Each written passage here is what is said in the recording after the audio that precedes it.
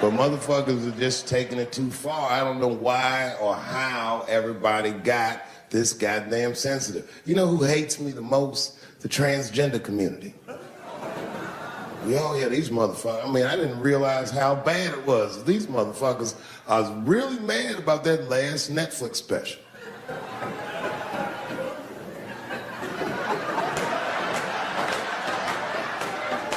It's tough, man. I don't know what to do about it, cause I like them. I always have. Never had a problem with them. You know, just fucking around. As a matter of fact, I think I make fun of everybody, and I mean, as a group of people, they have to admit it's kind of fucking hilarious, man. I'm sorry, bro. It's like, I've never seen somebody in such a hilarious predicament not have a sense of humor about it. They're born feeling like there's something other than they're born as, and that's kind of funny, you know? Like, it's funny if it's not happening to you. It's like that white black bitch that's in the news all the time.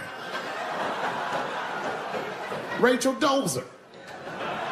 She always says that. She's a white woman, but then she dressed up like a nigga and shot her way up to the very top of blackness.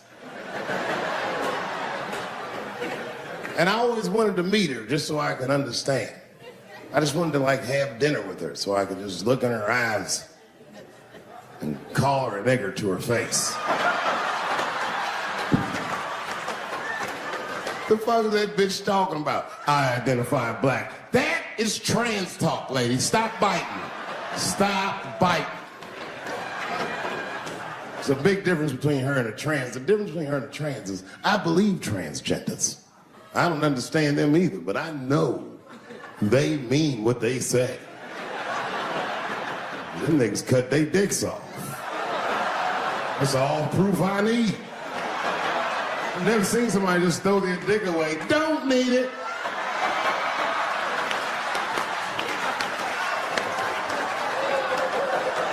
I don't understand, but I believe you and I support your decision, motherfucker. How far is Rachel willing to go? What is Rachel willing to do so that we blacks can believe that she believes she's actually one of us? Bitch, are you willing to put a lien on your house so that you can invest in a mixtape that probably won't work out?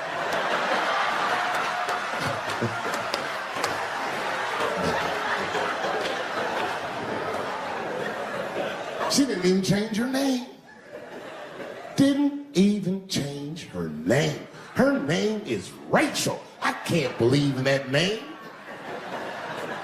If you want my support, you're gonna have to change your name to the blackest shit I've ever heard.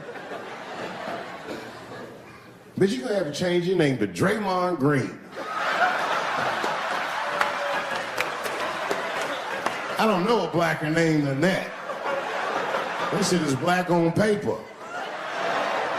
If you type Draymond Green in the Airbnb, that shit will log off automatic.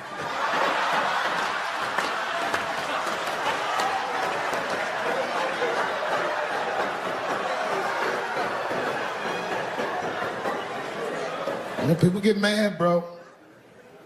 People get mad about everything I say. I was doing a show. I was in Portland, Oregon. And I was checked in a hotel under the name Charles Edward Cheese.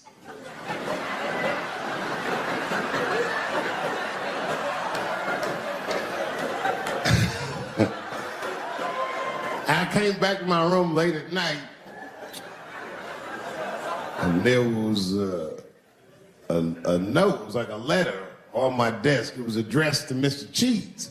So obviously, I'm gonna assume that whoever wrote this letter must be an intimate friend of mine. This is not some kind of name that a person would just guess. But then I open the letter, and it turns out I don't know this person at all. It's a fan letter. You know, I'm not even used to the idea that I have fans, but I'm grateful for it. And And even though I'm grateful for fans, I don't read those letters.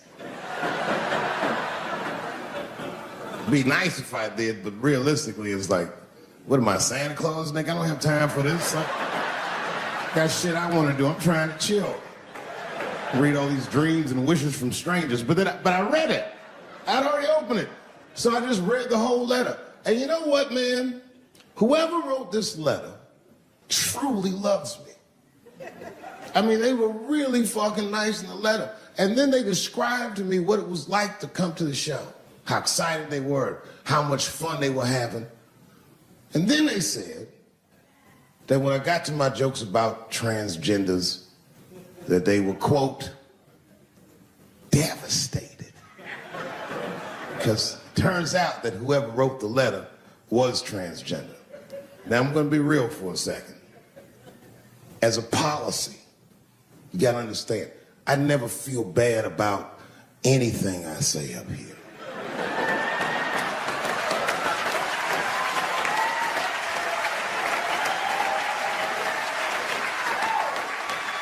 And I would never admit this to you if I hadn't locked your phones up.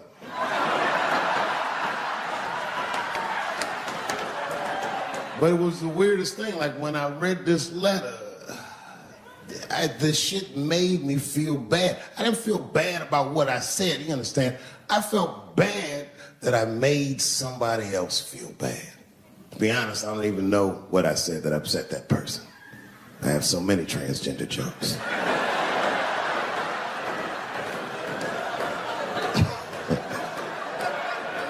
But I feel like it was probably this joke I'm about to tell you right now. And it's not even that bad of a joke. It's a true joke. I mean, it's not true, but I had read in the paper that Caitlyn Jenner was contemplating posing nude in an upcoming issue of Sports Illustrated. And I know it's not politically correct to say these things, so I just figured, fuck it, I'll say it for everybody else. Yuck.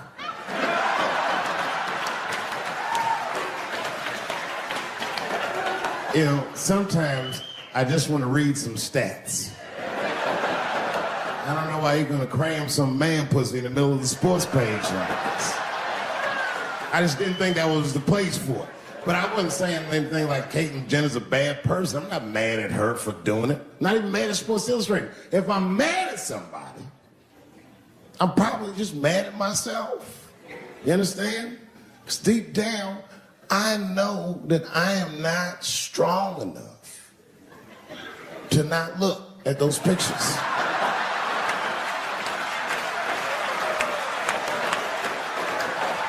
And I don't think I'm ready to see what she's trying to show me. So Caitlyn, goddamn, if you go through with this thing, bitch, you better go hard and go home. I want you to go all the way. Hustler style. Do you know what hustler style means, miss? That means spread the lips.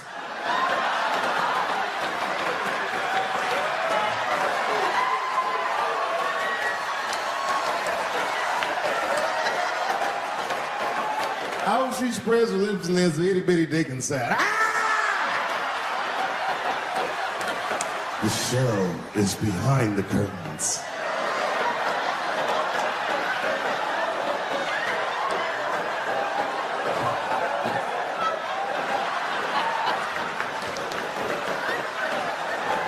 I don't know what I said that upset that person.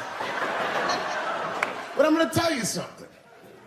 When I read that letter, in the moments after I read it, I did something that many black men in America do not have the time or the money to do. I thought about how I felt.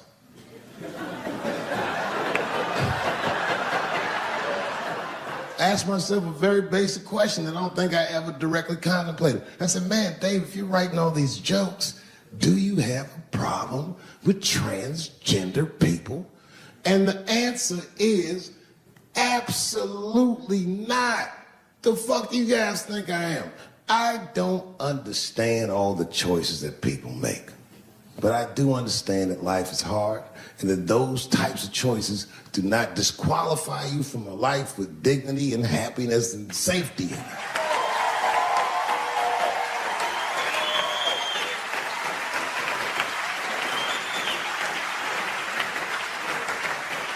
But if I'm honest,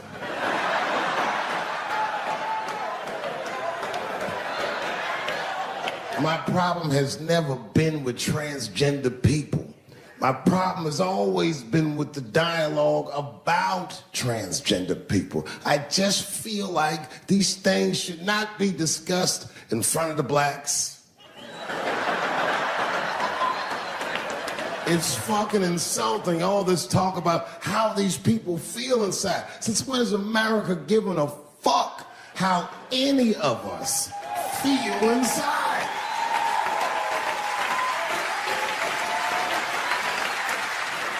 And I cannot shake this awful suspicion that the only reason everybody is talking about transgenders is because white men want to do it.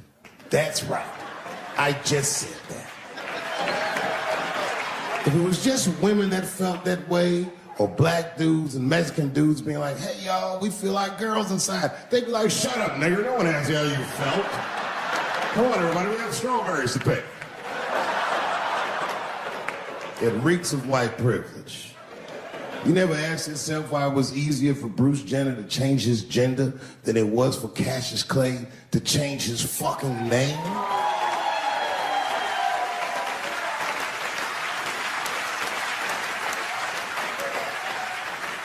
And if I were to be brutally honest, the only reason I ever been mad at the transgender community is because I was at a club in LA and danced with one of these niggas for 6 songs straight. I had no idea. And then the lights came up and I saw them knuckles. I said, oh no! And everybody was laughing at me. Ah, world star. I said, why didn't you say anything? Then I heard that sultry voice. I didn't say anything, Dave Chappelle, because I was having a wonderful time. And I wasn't sure how you'd feel about it. I said, you knew how I'd feel. And she said, I'm going home. I don't want any trouble from you. I said, home? It's only 2 songs left. I mean, we might as well finish the night.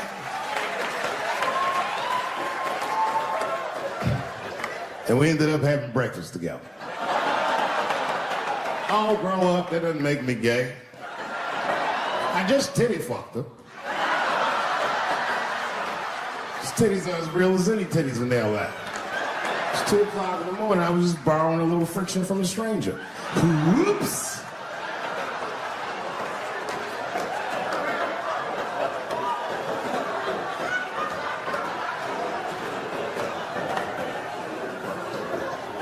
It's the madness of youth. It's the types of mistakes that a man makes when he's young. I wouldn't even know that it's necessarily a mistake. It was a wild night out. But I don't do it like that anymore. I'm old. I'm 44 now. Right. All power and glory go to God. All greatness is from God. When a hero stumbles, well, the cowards rejoice. Nothing feels better to a coward than to watch a brave guy fall. Now, you guys might have seen in the news that I caught coronavirus recently, and I did. Oops. I did. Because in the beginning of the pandemic, I talked to a guy in the live entertainment business, and I said, when can we go back to work? He said, probably sometime in 2022. And I said, there's no fucking way I can wait that long. And I just tried to find a way that I could work. You see what we've been doing. All of you who had to endure this invasive test and wear these masks just so we could be out and hang out and be together. I tried. And after all these months, after doing all these shows, God damn it, my number was up, and then I had the Rona. Oh. cowards rejoice at a time like this because they're so invested in being afraid. And when I said I had the coronavirus, the overwhelming majority of people wished me well. Said, we hope you get better. Take care of yourself. We don't want anything bad to happen to you. But there was a faction of people, the cowards, who said, you see that, Dave Chappelle? That's why we stay inside where it's safe and we never try anything. Well, enjoy yourselves, motherfuckers, because I'm better now.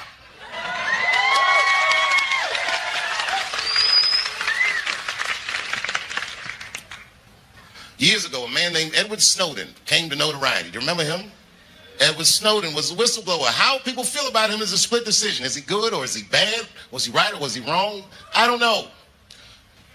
What he did was he detailed a government program where our government, the United States government, was spying on its own citizens. And when he did that, people didn't really care. If you remember at that time, we were prosecuting a war on terror, and my God, what if these terrorists are living amongst us? We have to do something if they spy on some of us. I mean, who has anything to hide? Remember that. Years later, after Michael Brown got killed and riots broke out in American cities and Ferguson and all these places, you heard black Americans saying they're militarizing our police departments, and no one cared because the unrest was so uncomfortable and so daunting, and all these Negroes look so angry. Nobody said anything. Remember that. On January 6th, well, American citizens stormed the Capitol. You know, I'm from Washington, D.C. A lot of my friends growing up are Capitol Hill police officers. I said, what did you do that day? What did we do? We were kicking crackers down the steps like motherfucking 300, nigga. Trying to save our country.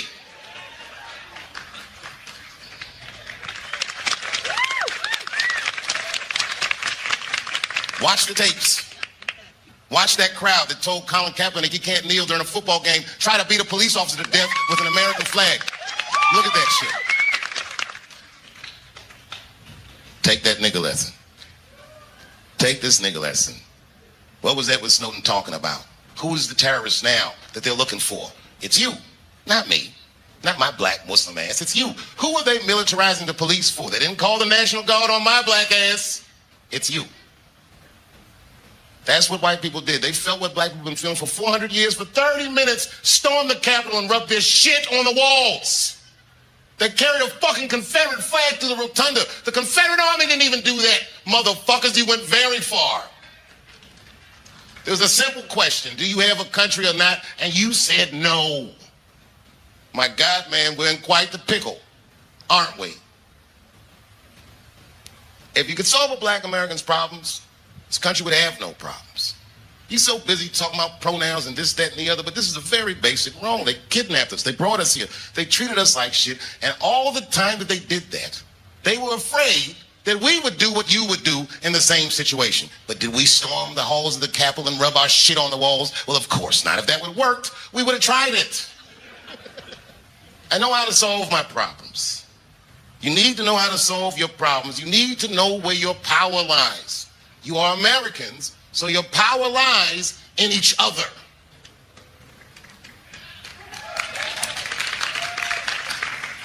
A few weeks ago, I put a special out. I called it Unforgiven. I told people what my beef was with Comedy Central. I never talked about it. I demanded that the network pay me.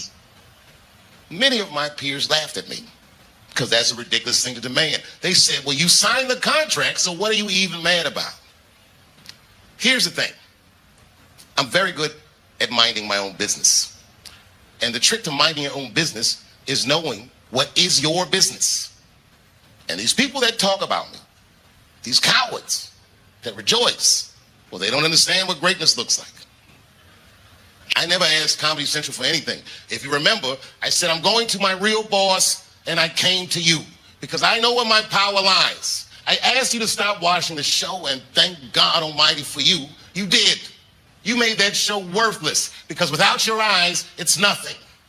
And when you stopped watching it, they called me, and I got my name back, and I got my license back, and I got my show back, and they paid me millions of dollars. Thank you very much.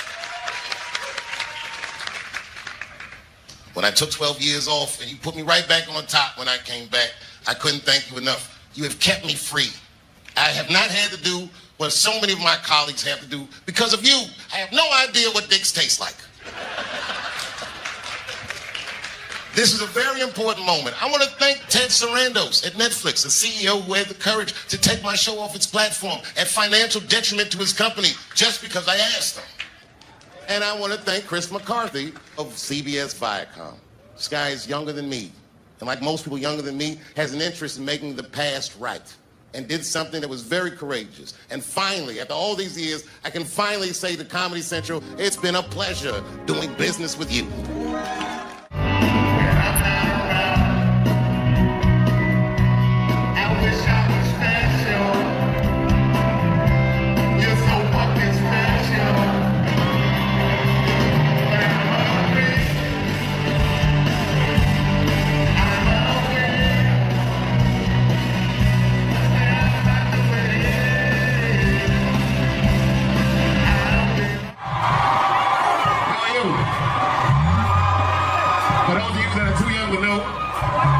David Chappelle.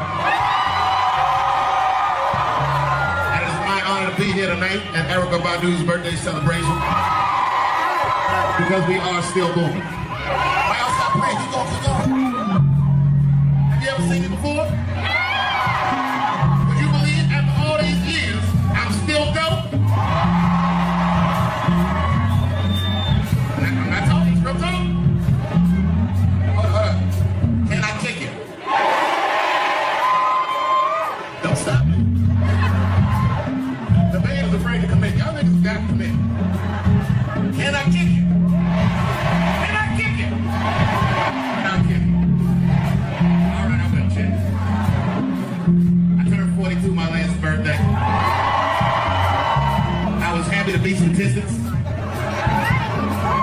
But getting old is a trip. I'm not old, but I'm older than I've ever been. And it's a trip. I took 2 shifts in a 45-minute span. That's what happens when you get my age. I was in a hotel suite jerking off and gave up in the middle. I didn't even finish. That's what happens when you get old. And you think you can't kick it no more. But we still moving. Tough year 42. I got booed off stage in Detroit. I'm just kidding. I got booed, but I didn't leave. I stood out there and took that shit.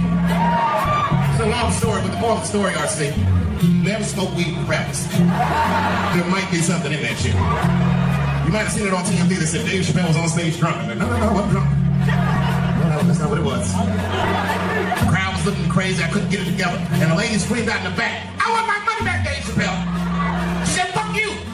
I work for GM all day to get the tickets for this goddamn show, and you suck. And the whole crowd said, yeah. And the whole crowd started chanting, we want our money back. And I said, oh no, I better pull it together fast.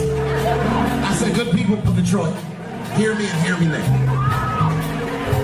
You will never get your fucking money. I'm like Evil Knievel, I get paid for the attempt. I didn't say it'd be perfect, I just said I'd show up. If you pay, I'd give it a shot. Anyway. Love you, Dave. I know you do, man. Nice. But tonight's not about me. No, tonight's not about me. It's about one of my favorite entertainers of all times.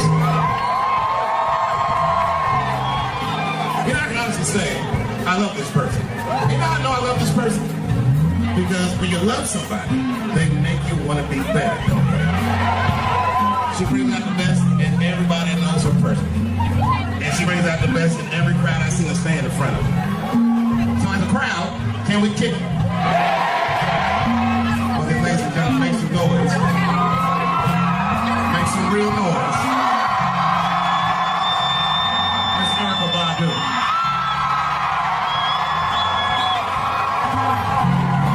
I said, I'm in the wrong business. I should be the president. Shit, I'm in the wrong business. See, the only reason I don't want to be president is because I'm black. That would make it too hot for me. I mean, you know what I mean? I think it could be a black president one day, but you don't want to be the first one. I mean, second or third, that's fine, but that first nigga better watch out. I'm going to tell you that right now. Too hot. I mean, I'd be the first black president. I don't think that nobody would really hurt me. I'm sure somebody would want to hurt me, but I don't think they'd touch me because my vice president will be Mexican for a little insurance. You know what I'm saying? You can shoot me if you want, but you're just gonna open the border up, so you Might as well leave me and Vice President Santiago to our own devices. Ain't that right, Santiago? See.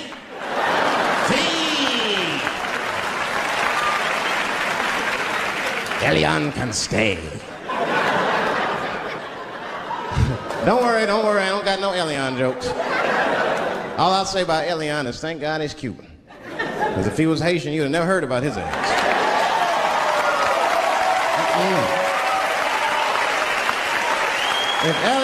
If Elian Gonzalez was Elian Mamumbo from Haiti, they'd have pushed that little rubber tube right back in the water. Sorry, fella, all full. Good luck.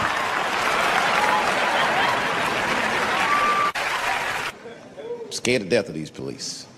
I am, nigga. I got a police scanner. First money I got, this is the first shit I went out, bought me a police scanner. I just listen to these motherfuckers before I go out, just to make sure everything's cool. You hear shit on it. Calling all cars. Be on the lookout for a black male between 4'7" and 6'8".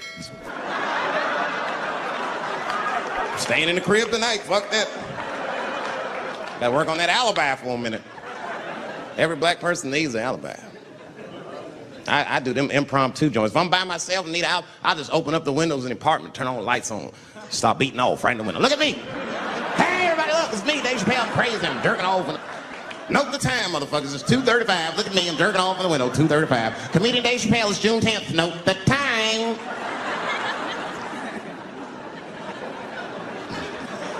That shit could save my life. Officer David Chappelle couldn't have done that. I saw him in his window masturbating from 2:35 to 2:37. I'm certain of it. He was standing on a clock and holding a calendar and today's paper.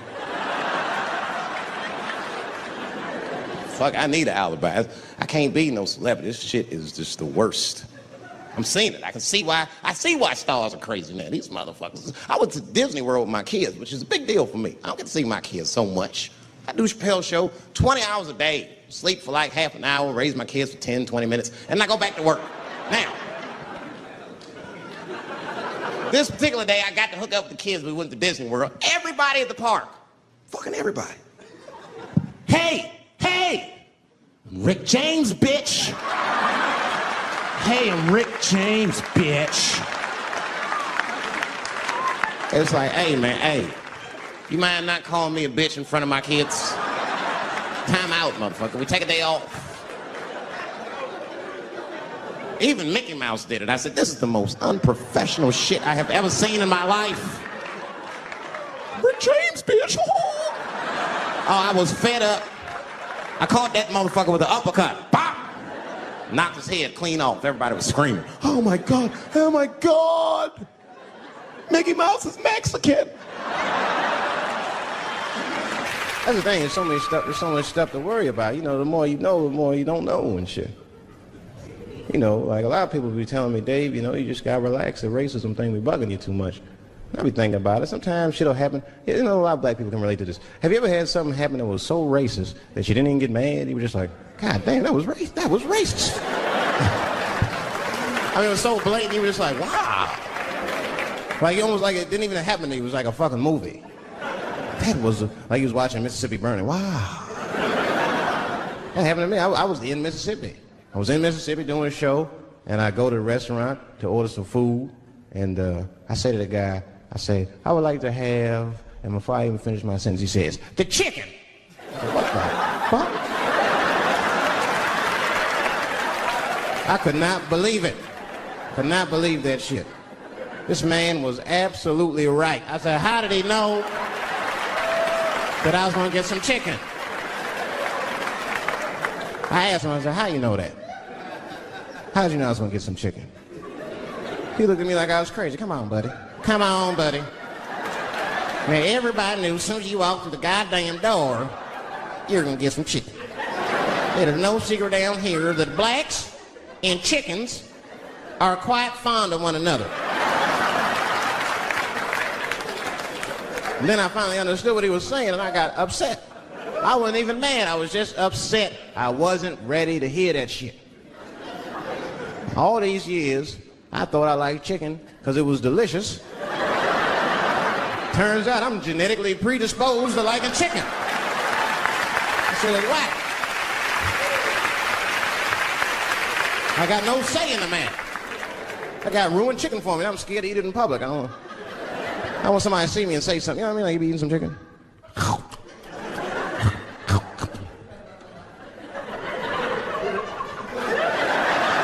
Look at him. He loves it. Just like it said in the encyclopedia. Look how happy he looks.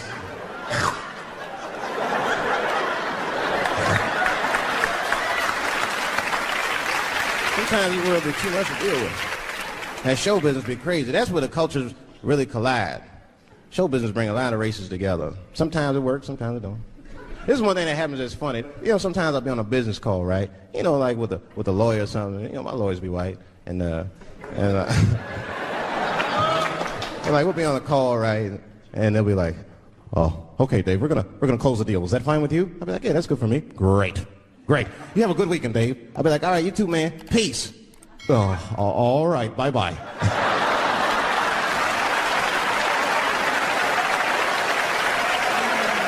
I don't know what to say, right? So sometimes I'll make up shit that's not even slang, just to see how they handle it and shit. It'll be the same business go, all right, we're gonna close the deal. Is that fine with you, Dave? Yeah, sounds good to me. Great. You have a good weekend, Dave. All right, buddy. Zip it up and zip it out. Oh. All right. Zippity-doo-dah. Bye-bye. I don't deal with jails. Don't deal with jails, and I don't deal with police. My house got robbed in New York. I didn't even call the police. I wanted to, but I couldn't. My crib is too nice. It's not that it's too nice, but it's too nice for me. You know how the police are in New York. Soon as I open the door, they'll be like, oh, he's still here. Open and shut case, Johnson. Apparently, this black guy broke in and hung up pictures of his family everywhere. Never seen anything like it. Don't deal with them, man. I had to bail a friend of mine out of jail one time. You know, that was horrible. I was scared. I had to walk right into the belly of the beast. I tried to look as non-threatening as possible. Hi. I'm here to bail out my buddy. Oh, okay. Well, while you're here, you do fit a description. If you'll walk this way, we can process you. I'd always get us. It's fitting those damn descriptions. Now, I could be bitter and blame all the police, but no. I'll tell you who I blame. It's those sketch artists. They keep drawing the same brother over and over again. Who is this generic man we all look like? I want to know what they say when it's us. You know what I mean? Like, be in that room like, did you get a look? Did you see the guy that tried to rob you? Yes! Yes, I did! He's about 6 feet tall, I'd say. 6 feet tall? Yes. He had his hat on backwards, too. Good. That's good stuff. Hat was on backwards. Yes. He was black? Okay. Big lips, big nose, hanging out. Say no more, sir. I'll draw him from memory. You know, let me get my stencil. I think we can trace this guy and save some time. I'm having an artistic dilemma. I have 2 poems. One poem is older, and one poem I just wrote backstage. Which one would you like to hear? Wait! How many for the old one? How many for the new one?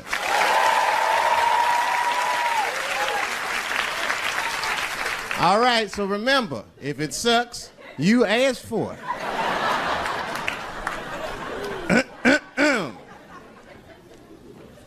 One night at 3 a.m., I went to the corner store.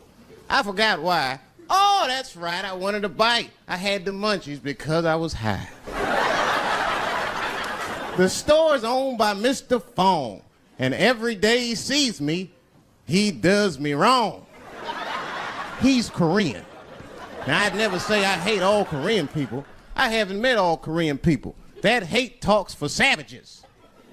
But even though I don't generalize, I do percentages and averages. So far, I hate 1 out of 5 Korean people I've met so far. So I come in the store. Hello, Mr. Fong, I say. And he just scowls at me and growls at me. Buy something. Hurry up. Now look, I'm not stealing in the least, but if you're shopping and you know someone's watching you shop, that shit'll make you look like a thief.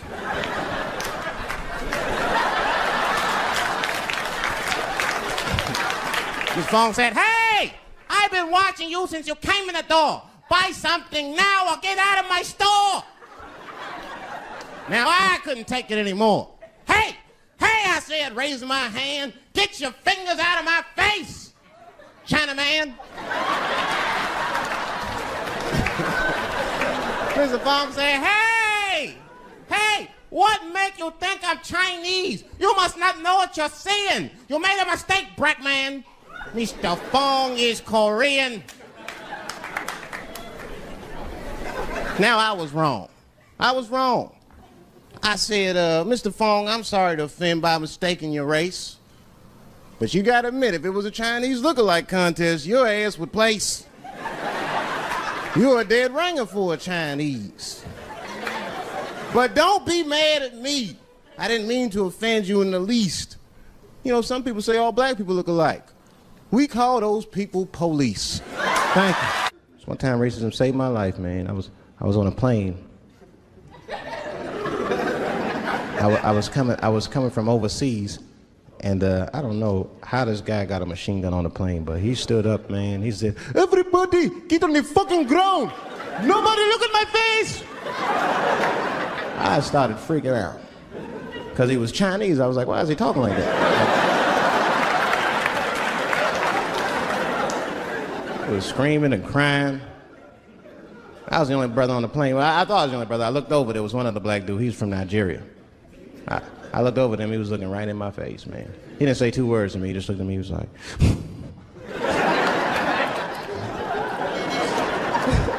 He didn't need to talk, I knew just what he was talking about. I looked right back at him, I was like... Some white dudes on the front of the plane seen us, they were like, oh my God. I think those black guys are gonna try to save us.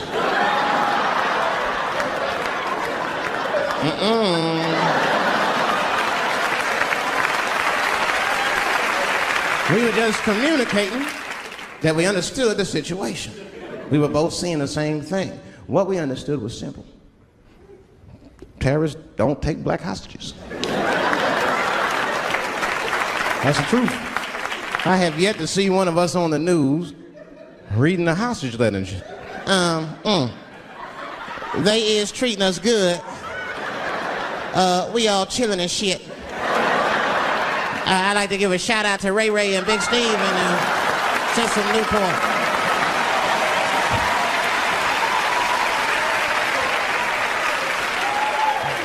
You're not gonna see it.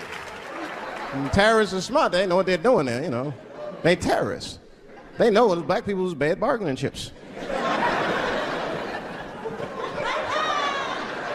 They called the White House and said, hello? We have got 5 black... Hello?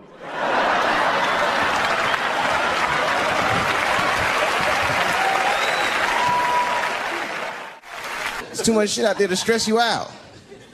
This whole world is just drug-infested, hate-infested, drug-infested world. Hate drugs. I heard the worst drug story. You know what my friend told me? You know what he's dealing with? His landlord is hooked on crack. That's terrible. That's pressure. If your landlord's hooked on crack, that means you've got to have the rent. You come around all the time. I got the rent. It's not even due yet. It's the 10th. Come on, I need it. Let me just get $20 of it now and then just give me the rest of the end of the month. Every couple hours. Hey, look, I'm going to need some more of the rent. This building's falling apart. Things came up. Comes home early from a party. Landlord's in the crib going through his shit. What are you doing in my house? Ah! Where's the sink? I came to fix it. It's in the kitchen. I thought it was in the drawer. I'll fix it tomorrow when I come for the rent. You know what I hate about drugs? I hate when like people my age and older get hooked on crack. I hate that shit. You're too old to be experimenting with the drugs at a certain point. You should be past that. You ain't doing it by a certain point. You just miss it. Drugs are really for old people anyway.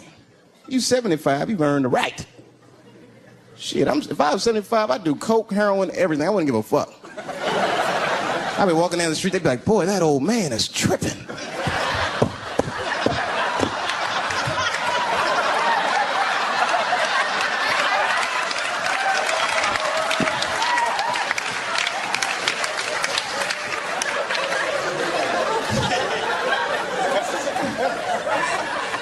Can't do everything.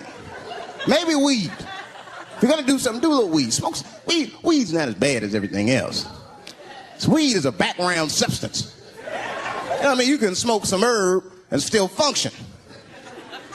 And you ain't crisp,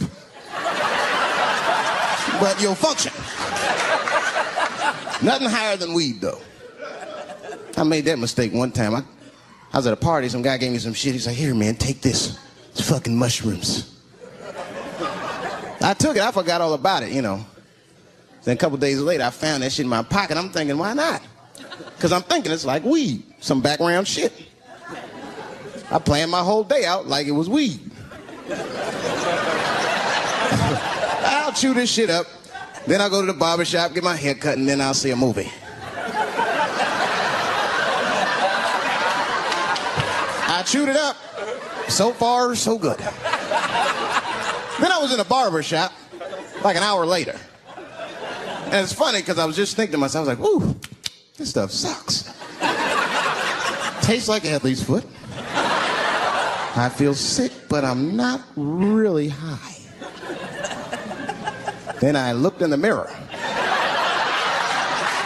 I saw the barber's reflection, man. It looked like a big penis was cutting my hair. I freaked out. I started talking to myself, Dave, calm down. You're on drugs. This is what drugs do. Okay, you know that there is no way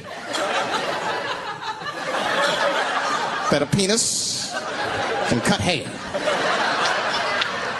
But I started freaking out, man. I just couldn't take it anymore. I jumped out the chair, half my hair was cut, I didn't care.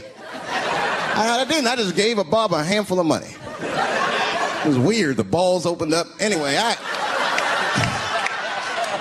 ran home, man. I ran home as fast as I could. It's tripping. I looked at the clock, it was 2:42. I was like, damn, 2:42? I gotta sober up. I had never been this high this early. I took a shower. I was still high. I said maybe music will do the trick. I listened to every CD I had. I was still high. Exercise, that's what I'll do. I ran around the block 4 times, still high. Took a nap, woke up, fucked up. I looked at the clock, it was 2:43. I said, God damn. I've been accused of having sex with a girl I did not have sex with before. And let me tell you something, that shit is infuriating. You ever go through that, you know, it'll make you crazy. You be screaming at your best friends, I didn't touch that bitch, nigga, I'll kill you. Fuck you, nigga, I'll kill you. Please believe me. Please believe me.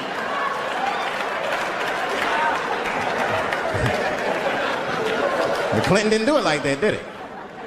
And Clinton came out of the press conference all relaxed, his shoulders all relaxed and all this trouble. It looked like he just got done fucking or something. Listen, let me tell you something, America. I don't think you heard me the first time. I did not have sexual relations with that woman, Miss Lewinsky.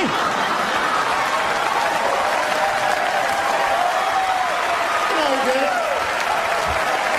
You know he did it.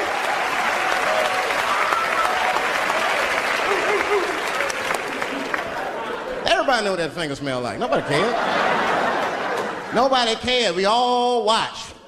We was disgusted, but we kept watching the news. I know I did. I was taping it. See, I'd be at the crib like, baby, turn the lights off. The news is coming on. Every week on 60 Minutes was a different girl accusing Clinton. Remember Kathleen Willey came out? She was upset. The president called me into his office. He began massaging my breast slowly. I'm sorry.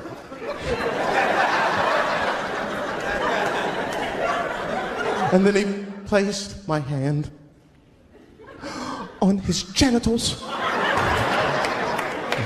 Ed Bradley was shocked. Was he aroused? I was at home like, yeah, was he aroused?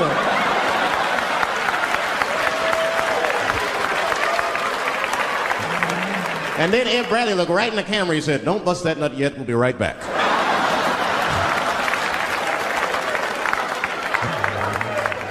Oh, man, the news had never been so good. But there were no victims. There were no victims. Only one I feel sorry for is that Lewinsky. I feel a little sorry for her. Don't y'all feel a little sorry for her, though? God damn, y'all, come on, man. That's a hard thing to be famous for, man. I mean, nobody want to be the most famous cocksucker of all times and shit. I feel bad for her. Not even the women feel sorry for her a little bit, ladies. Now that's jealousy. That's what that is. I mean, come on, y'all. That's one dick that girl sucked. It's gonna haunt her for the rest of her life. Long after she spent that money up, that's still gonna haunt her. And I know there's a lot of women in here with at least one dick they regret. And I bet you it wasn't a president's dick. I bet you worked at Kenny Shoes or Safeway or some shit like that. Don't go judging her. Don't go judging her.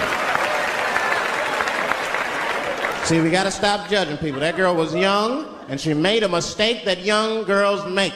She wanted to fuck a powerful man, period. That's as far as she thought it through. She wasn't thinking about how powerful the president was. She had no wisdom.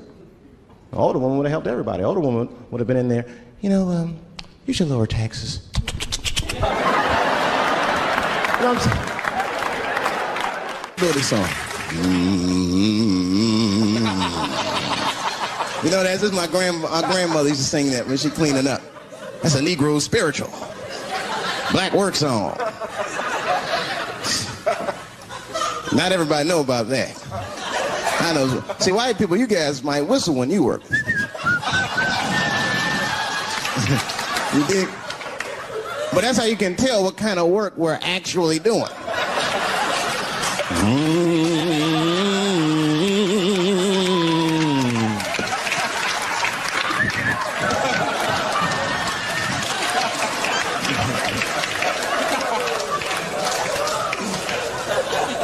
I study that kind of I do. Anything that has to do with race. I read a little here, see a little there. And I travel. That's always good. Traveling has made me a racism connoisseur, if you will. You know, it's different from region to region. Anyone ever been down south? So you guys know what I'm talking about. Now, the racism down there is just, it's perfect. It's due to a perfection. It's comfortable, it's out in the open. There are no secrets in Mississippi. Everybody knows the deal. Morning, nigger. Morning, sir.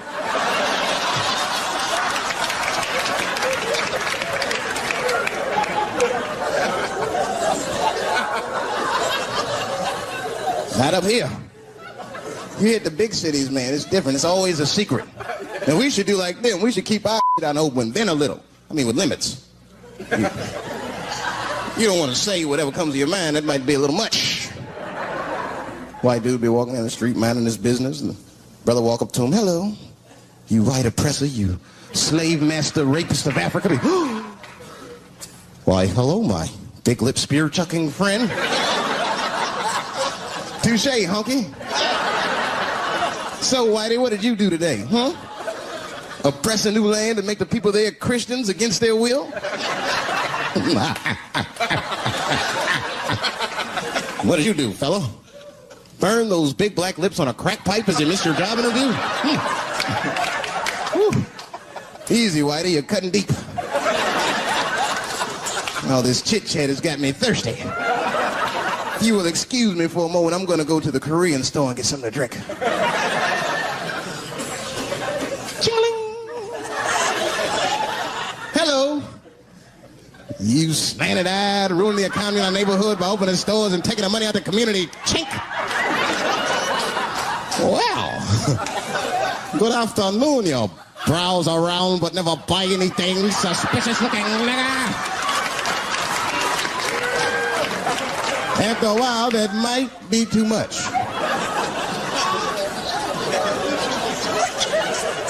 You can't help it. If you're an American, you're a racist. We brought up from the beginning to think in generalizations. We never look at the individual. We rarely look at the individual. I'm a racist. I know I'm a racist. You know how I know? The other day, I caught myself being racist against myself.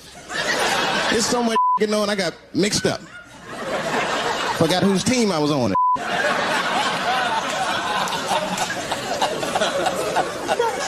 One time I was reading the paper, man, this story came on about this guy was suing a department store because they wouldn't let him play Santa Claus, you know, because he's black. And I was actually, like, relieved when the department store beat him. That's bad. But I wasn't ready for that.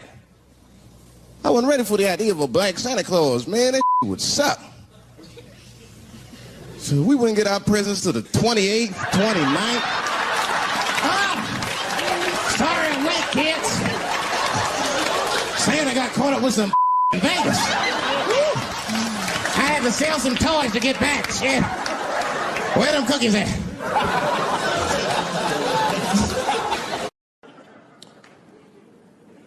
The second time I met O.J. Simpson.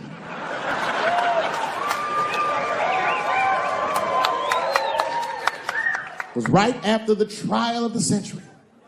There I was, now a young man of probably 23. O.J. Simpson was the most famous or infamous face on planet Earth. I was in a restaurant in Beverly Hills with my agents. I wasn't alone in the restaurant, but I was alone. I was the only black person in the restaurant. And in the 90s, that felt very uncomfortable. Now I tend to enjoy it at this age. I was having dinner with my agents, celebrating a deal that they told me was lucrative, but I later learned fucking sucked. And suddenly, a group of women walked by. Every race was in that group. Black, white, Asian, Latina, white, and white again. They were all gorgeous. I watched them walk by. Then, I saw a familiar face. Al Collins, the man from the infamous Bronco check towards the door. Couldn't believe what I saw. And then, close behind him, was O.J. Simpson, newly released from jail. The restaurant fell still. I was shocked. I didn't mean to say it out loud, but it just came out. O.J. He stopped, turned around to see who said it, saw my black face, and correctly assumed it was me.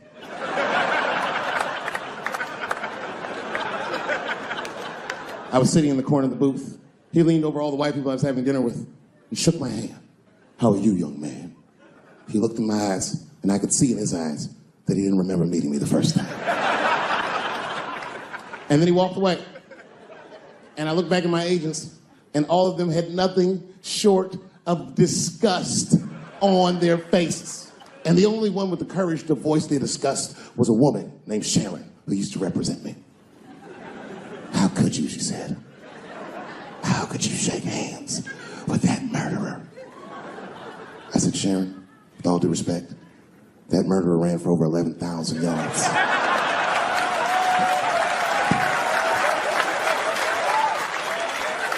And his glove didn't fit. Glove didn't fit. Get over yourself. Some people can't do that. Some people just can't get over themselves. Gay people have a hard time doing that recently. Here we go. Here comes the deep water. No, recently I've noticed that. I noticed it with that Manny Pacquiao controversy. Yeah, no, it was now in the gay community's defense. Manny Pacquiao said some outlandish shit about gay people. Very, very not nice things that I won't repeat, but there was biblical verses and some analogies to animals. Wasn't a good look. Nike took his shoes immediately, which I thought was a little harsh. A little harsh. You know what I mean? Because he's, just because he's Asian. You know what I mean? Fuck you gonna take shoes off Asian dude to appease a gay dude. You know what I mean? No? You don't know what I mean. But Asian people kind of know what I mean. No? No Asians in the front? No? No, this is what I mean. Okay, look. Okay, you're an Asian dude. No, I say this with no disrespect. But we're all Americans, right? And we can agree that America has a huge body count all over the world, but nowhere more than Asia. Literally, if you look at history, recently, we have bombed the masculinity out of an entire continent. We dropped 2 atomic bombs on fucking Japan, and they've been drawing Hello Kitty and shit ever since. So a lot of lady boys in the wake of our bombs. And I know these things because my wife is Asian. She's Filipino. All right, well, okay, so that explains it. Now you know why you see me at all those Filipino events. I'm not there picking up pussy, I'm dropping some off.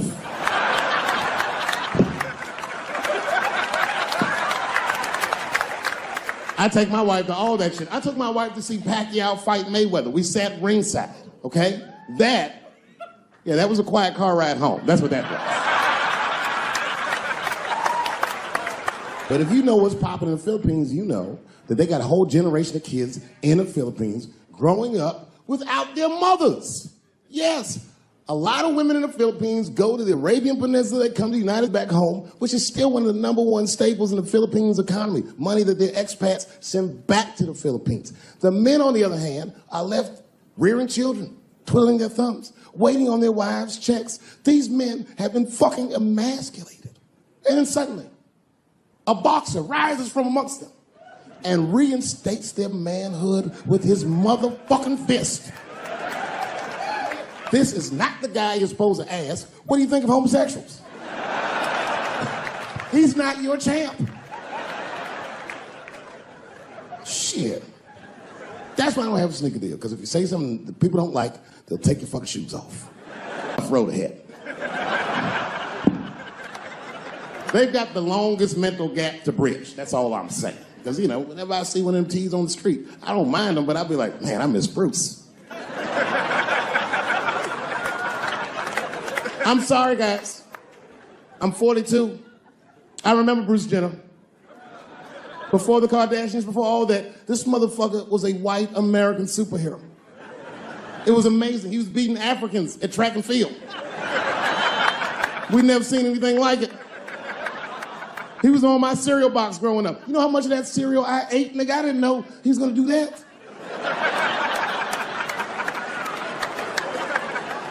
I knew before you guys knew. I heard things on the street in Hollywood. You know, you just be out, see people. Hey, what's up, Kanye? Why the long face? Nigga, you'll see. I got 2 mother-in-laws now. And when I heard he was gonna do it, I was scared. I didn't think the public was ready. I didn't think the media was ready. And you know what? I was wrong. Never seen anything like it. Welcome to the world, Caitlin. So long, Bruce.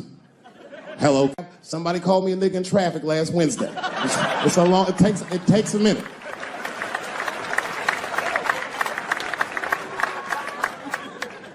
My wife's friend, Stuart, told me that. My wife has a lot of gay friends. Stuart's their leader.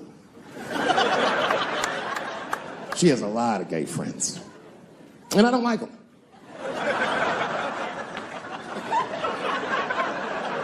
Not because they're gay, I'm just judging them on the merits of their character. They're just not nice dudes. They're fucking rude house guests. They're sitting on my couch, giggling with my wife, eating my motherfucking macaroons. And I come in, they act like the party's over. Hey, Stuart, what's going on? This guy talks to me the way a cat would speak if a cat could talk. Hi, David. Stuart, what's all the beef, man? What's going on?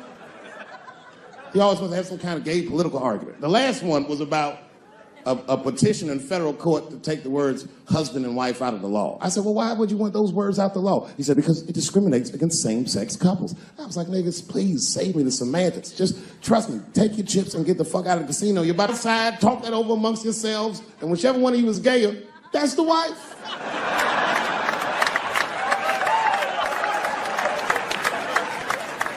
No, Stuart didn't like that. Stuart educates me about this movement, you know what I mean? I didn't even know shit about it. He told me it's called LBGTQ.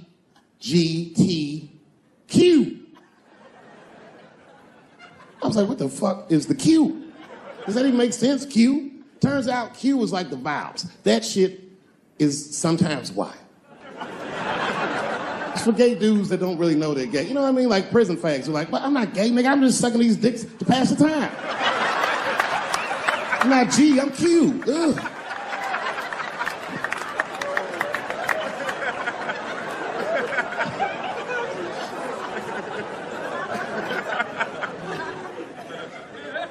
I think, okay, again, of all those letters, the T has the toughest road ahead. In fact, I think the T should stand for tough. If Martin Luther King had a sneaker deal, we'd still be on the back of the bus. They always true, the Nike executive come up, hi, Martin, we need you to tone down the talk of civil rights and blacks being humans. It's upsetting our southern distributors. But I don't understand.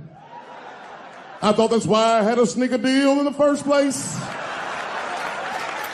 Not quite. Really, it's a walking shoe, and we like the marching, but try to understand. Fuck that shit. You know, I get it, though. I understand why gay people are mad, and I empathize. You know what? And I'm just telling you this as a black dude. I support your movement, but if you want to take some advice from a Negro, pace yourself. These things take a while. Just because they passed the law doesn't mean they're going to like you. Brown versus Board of Education was in 1955. I was shocked. Is this happening?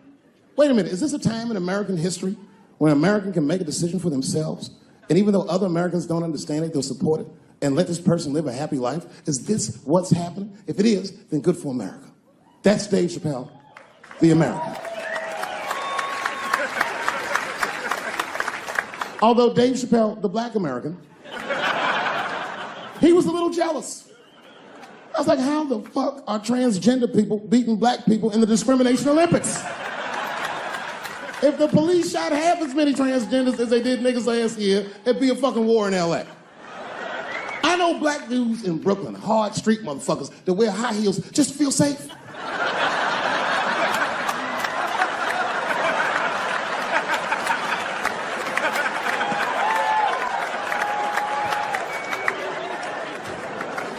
Transgenders are gangsters. I used to do business with a transgender in Hollywood. Man, everybody would be scared of her in the boardroom. She walk in there, newly minted woman, high heels, purse. Shit.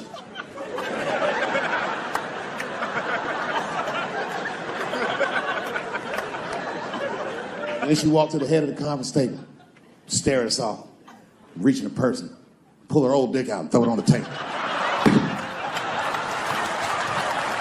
Let's talk business, gentlemen. Ah!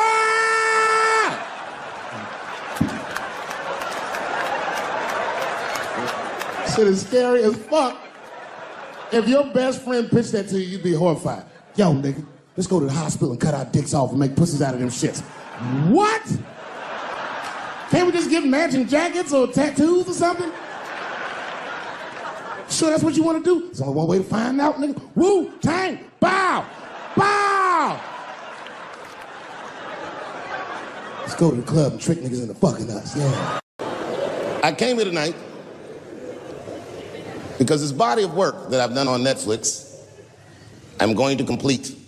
All the questions you might have had about all these jokes I've said in the last few years, I hope to answer tonight. I'd like to start by addressing the LBGTQ community directly.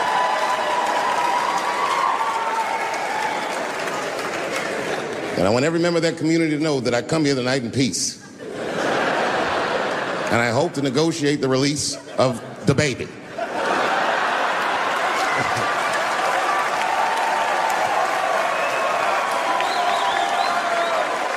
Sad, sad, sad story. The baby was the #1 streaming artist until about a couple weeks ago. He took a nasty spill on stage and said some wild stuff about the LGBTQ community during a concert in Florida. Now, you know I go hard in the paint, but even I saw that shit and was like, God damn the baby. Ooh, he pushed the button, didn't he? He pushed the button, punched the LGBTQ community right in the AIDS. Can't do that. Can't do that. But I do believe, and I'll make this point later, that the kid made a very egregious mistake. I will acknowledge that. But, you know, a lot of the LGBTQ community doesn't know the baby's history. He's a wild guy. He once shot a nigga and killed him in Walmart. Oh, this is true. Google it. The baby shot and killed a nigga in Walmart in North Carolina. Nothing bad happened to his career. Do you see where I'm going with this? In our country, you can shoot and kill a nigga, but you better not hurt a gay person's feelings. And this is precisely the disparity that I wish to discuss. I have a question for the audience, and this is a real question. I'm not joking around. Is it possible that a gay person can be racist? Do you really think so? Of course it's possible. Look at Mike Pence.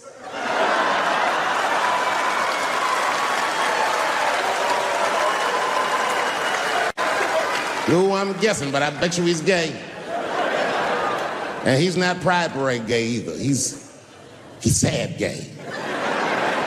Feel bad for him. He looks like one of them gays that prays about it. Jesus, please take these dirty feelings out of my heart. Please, Jesus, make these buttholes ugly to me. I want to keep on tasting these dicks.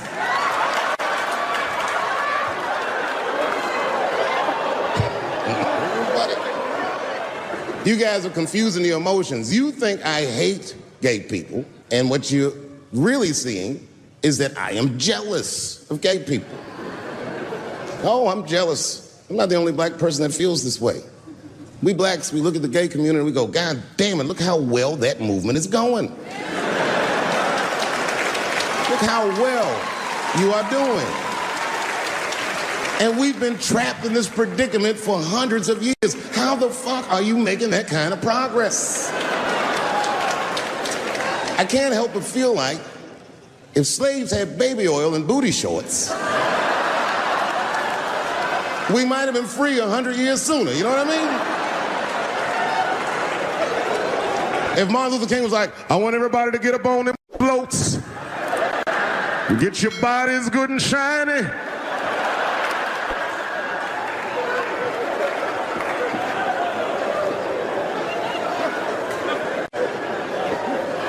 I don't hate gay people at all. I respect the shit out of you. Well, not all of you.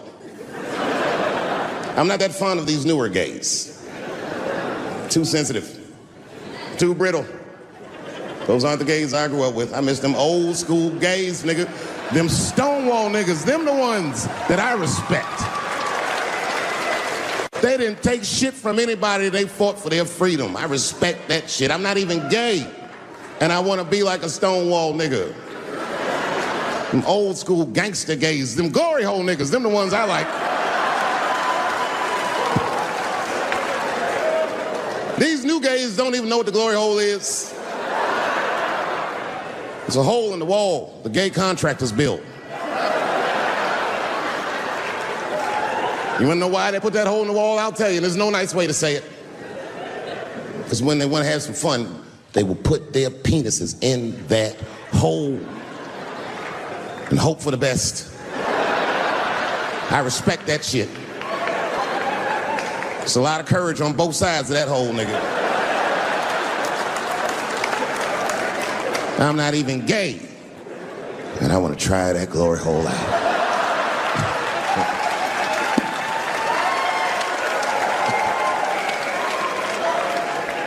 What Martin Luther King had to integrate the glory hole. I don't care if it's black lips back there or white lips back there. A mouth is a mouth. A warm, wet mouth. I'm going all the way. I got in a fight, almost got in a fight. It's complicated. I was in a bar in Austin with my wife, and it was during COVID, and a woman came to our table, and she was maskless. And this bitch came over, no mask, all H words. Hi, how are you? Droplets was coming out of this bitch's face. We all covered our drinks. Oh, baby, what are you doing?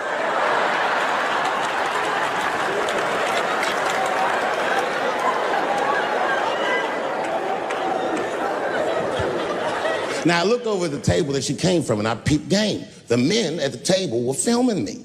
This happens when you're famous. People will come over and try to rattle your cage and get you to say something stupid or dumb so that their buddies can film it and they get a video of you embarrassing yourself. And clearly I said, this is what's happening. And these dumb motherfuckers thought that it was my first rodeo.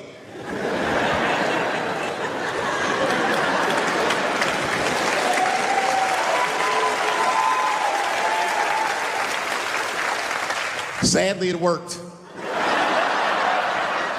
I ran right over there. I pointed right in the camera. I said, you's a bitch-ass nigga for doing this to me.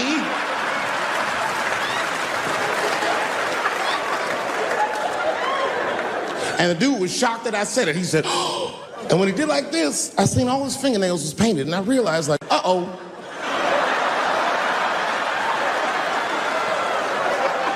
This fella's gay. Now, you know how I talk. I call everybody a bitch-ass nigga, you know what I mean? But that's not a right thing to do if they're gay, you know what I mean? And now I was in trouble. And not only that, the motherfucker was huge. He stood up, he was towering over me. He must have been 6'5", a big, white, corn-fed, Texas homosexual. This nigga was ready to fight. And he started barking on me, but I stood my ground. I wasn't scared. How could I be scared? This motherfucker's shirt was tied up in a knot like this. Oh, fuck this guy. Let's go, nigga, let's go. I thought we were gonna come to blows. I was ready, And then, right when you think we would fight, guess what he did? He picked up his phone and he called the police. And this thing I'm describing is a major issue that I have with that community. Gay people are minorities until they need to be white again.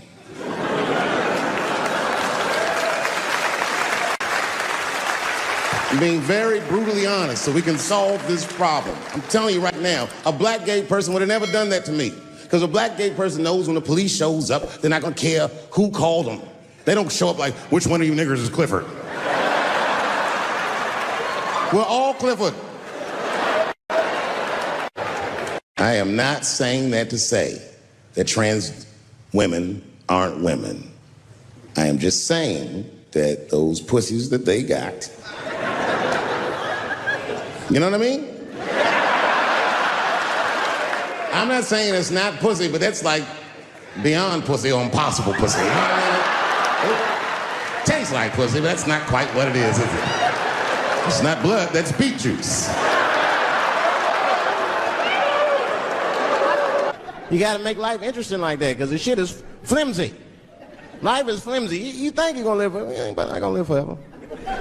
It's dangerous out here. We know what's going on. I travel now, you know. I used to think D.C. had the roughest ghettos in the country. Nah, nigga, I have seen some shit now. Oh, there's some rough areas outside of D.C. Yeah, everybody should go to the ghetto. I was taken to the ghetto one time. That's the worst. When you get taken and you're not expecting to go. You know, usually you want to know when you go in the ghetto, like, I'm going to see some wild shit. I got to prepare myself. I'm going to see something crazy. When you're taken, it's different. I had a limousine driver. It was after a show. It was late at night. It was like 3 in the morning. I had a limousine driver. He was a nice guy talking to me and shit. Oh, hey, where you from, dog? D.C.? Word? That's a rough city, man. And his cell phone started ringing. Hold on 1 second. Hello? Oh, what's up, nigga? What? What the fuck? Slow down. What the fuck?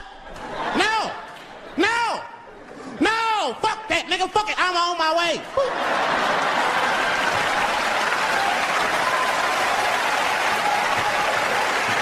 Hey. make a stop real quick. At 3 o'clock in the morning. I didn't know he was taking me to the ghetto at first. I started looking out the window. I was like, what the fuck? Gun store, liquor store. Where the fuck you taking me? This don't look good. He didn't say shit. He just pulled up in front of an old rickety building that looked like a project. Now, I'd never been there before. I'm not sure if it was a project, but it certainly had all the familiar symptoms of a project. A fucking crackhead ran this way.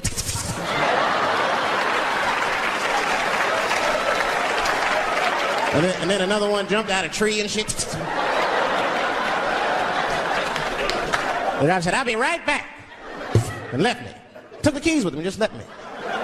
At 3 o'clock in the morning, in front of a project, in a fucking limousine. This was not good. I was like, man, I gotta look around and see if I can see some landmarks and figure out where I'm at. Might have to escape on foot. Now, this is when I knew I was in a bad neighborhood. You only see this in the worst neighborhoods. Remember, it's 3 o'clock in the morning. It's 3 o'clock in the morning. I look out the window. It was a fucking baby standing on a corner.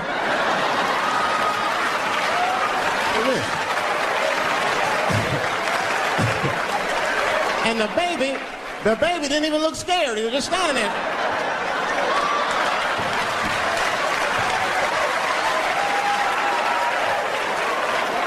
I mean, it made me sad. It made me sad, really. You know what I mean? Because I wanted to help the baby. I was like, I don't trust you either. I'm sorry. Click. Click. The old baby on the corner trick, eh? I'm not gonna fall for that shit. Where's this limousine driver? You know, I start feeling bad. As time goes by, I start feeling worse. Like, man, what is wrong with me? What the hell is wrong? I'm scared of a baby. And this baby could be in trouble. He might need my help. I gotta do something. But I wasn't gonna get out the car. I'm serious, man. I just cracked the window a little bit. There's an old limousine. I could roll it down.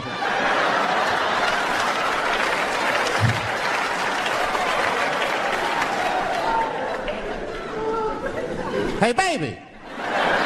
Baby, go home, man. It's 3 o'clock in the morning. What the fuck are you doing up? The baby said, I'm selling weed, nigga. I said, oh, shit.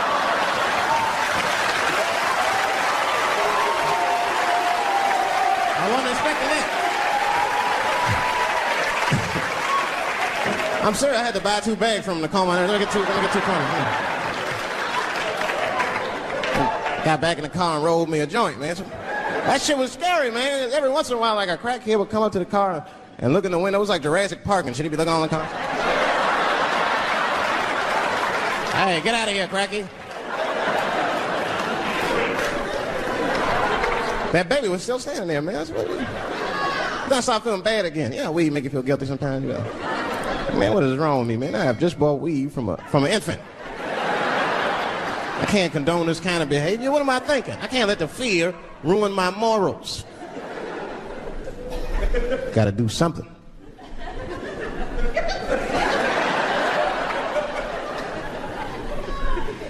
Hey, baby. Stop selling weed, all right? You got your whole life ahead of you. He said, fuck you, nigga. I got kids to feed. I said, God damn. Fuck, I need an alibi. I can't be no celebrity. This shit is just the worst. I'm seeing it. I see why stars are crazy, man. These motherfuckers. I went to Disney World with my kids, which is a big deal for me. I don't get to see my kids so much. I do Chappelle Show 20 hours a day. Sleep for like half an hour, raise my kids for 10, 20 minutes, and then I go back to work. Now, this particular day, I got to hook up with the kids. We went to Disney World. Everybody at the park. Fucking everybody. Hey! I'm Rick James, bitch! Hey, I'm Rick James, bitch! It's like, hey, man, hey. You mind not calling me a bitch in front of my kids? Time out, motherfucker. We take a day off. Even Mickey Mouse did it. I said, this is the most unprofessional shit I have ever seen in my life. Rick James, bitch. Oh, I was fed up. I caught that motherfucker with an uppercut. Pop! Knocked his head clean off. Everybody was screaming. Oh my God, oh my God. Mickey Mouse is Mexican. But everybody's getting along. I see that shit. I see it all around. Blacks and whites don't fight so much. You know who don't have no beef with anybody is Asian people. I see how y'all be doing. Y'all just lay in the cut. Only people Asian people beef with is other Asian people. Like if you call a Korean guy Chinese, I've done this. They will flip out, hey! What make you think I'm Chinese? I am Korean. I look Chinese. Yes, motherfucker, you do look Chinese. That's why I said it. It's an accident. Nigga, to the untrained eye, you all look Chinese to me. It's a mistake. I'm not trying to offend you. Some people say all black people look alike. We don't get bent out of shape. We normally just call those people police, okay? Just learn to live with it. That's all I do. He was one of my first white friends, like, in my life, man. He was a good dude, too. He moved to Silver Spring from Utah, of all places. I guess his family was affiliated with that Mormon church they got down there, and me and him used to hang out. And one day I was at his house, we were just hanging out, and Timmy says, Dave, why don't you stay for dinner tonight? I said, oh, man, I'd love to, but I can't. If I'm not home before dark, my mother will kill me. That was a lie. My mother had several jobs. I hadn't seen her in like 3 or 4 days. And the only reason I lied to Timmy was because at that point in my life, it was my experience that white dinner wasn't delicious. I'd rather go home and fry some bologna or some shit like that.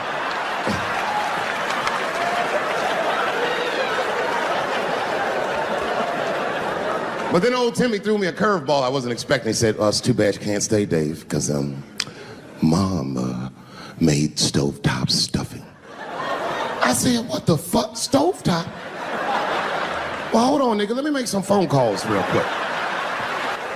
I had seen that commercial so many times, I had dreamt of getting my hands on some of that stovetop stuffing. And finally, I met a motherfucker that actually had a box of stovetop in the house. I couldn't miss this opportunity, so I pretended to call my mother. And then I came back and I said, Timmy, you're not gonna believe this, great news. Mom said I can stay. And he said, fantastic. He said, why don't you come with me and we'll help set the table and then we can say the blessing.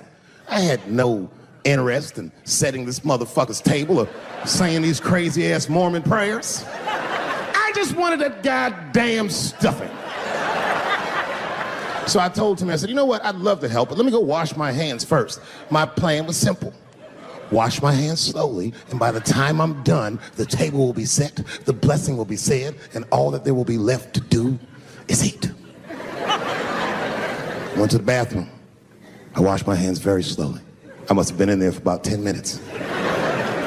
And suddenly, one of his mothers came to the door.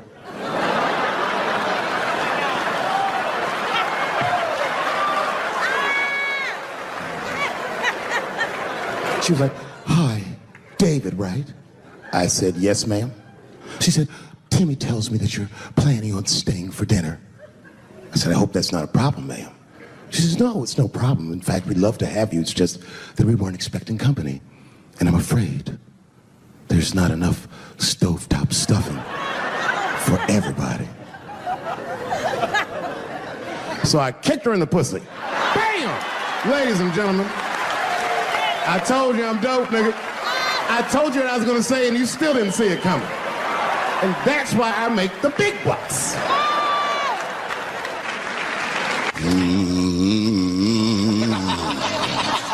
You know, that's just my grandmother used to sing that when she cleaning up. That's a Negro spiritual. Black work song. Not everybody know about that.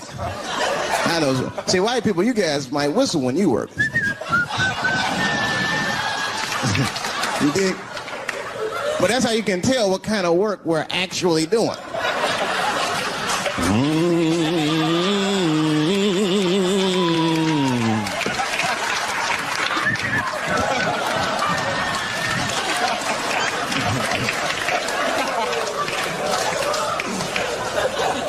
I study that kind of I do. Anything that has to do with race. I read a little here, see a little there. And I travel. That's always good. Traveling has made me a racism connoisseur, if you will. You know, it's different from region to region. Anyone ever been down south? So you guys know what I'm talking about. And the racism down there is just, it's perfect. It's due to a perfection. It's comfortable, it's out in the open. There are no secrets in Mississippi. Everybody knows the deal. Morning, nigger. Morning, sir.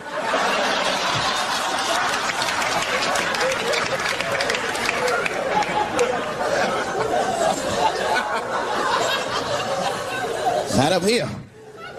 You hit the big cities, man. It's different. It's always a secret. And we should do like them. We should keep our shit out open, then a little. I mean, with limits. You don't want to say whatever comes to your mind. That might be a little much. White dude be walking down the street minding his business, and the brother walk up to him. Hello, you white oppressor, you slave master rapist of Africa. Why, hello, my big lip spear chucking friend. Touche, hunky. So, Whitey, what did you do today, huh? Oppress a new land to make the people there Christians against their will?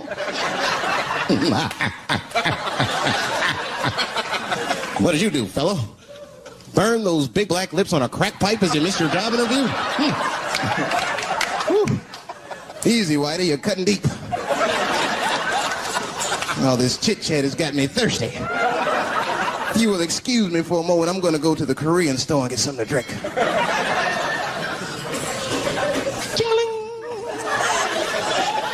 Hello. You slanted-eyed, ruining the economy in our neighborhood by opening stores and taking the money out the community. Chink. Wow. Good afternoon, you browse around but never buy anything. Suspicious looking nigga. After a while, that might be too much. But you can't help it. If you're an American, you're a racist. We brought up from the beginning to think in generalizations. We never look at the individual. We rarely look at the individual. I'm a racist. I know I'm a racist. You know how I know? The other day I caught myself being racist against myself. There's so much and I got mixed up. Forgot whose team I was on.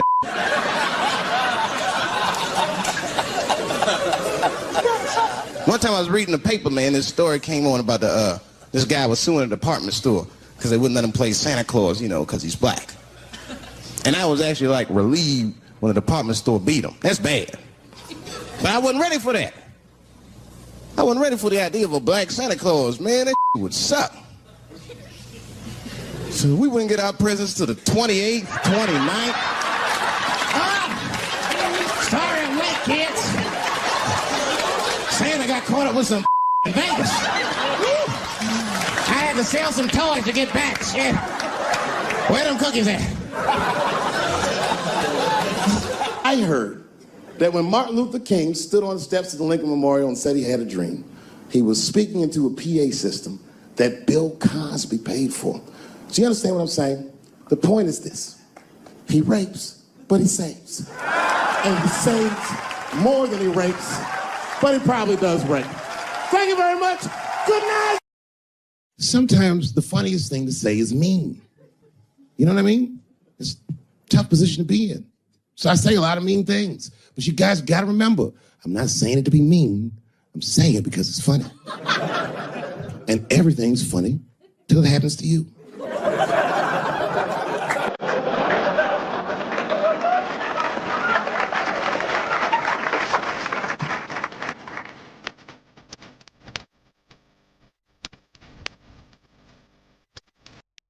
Amen.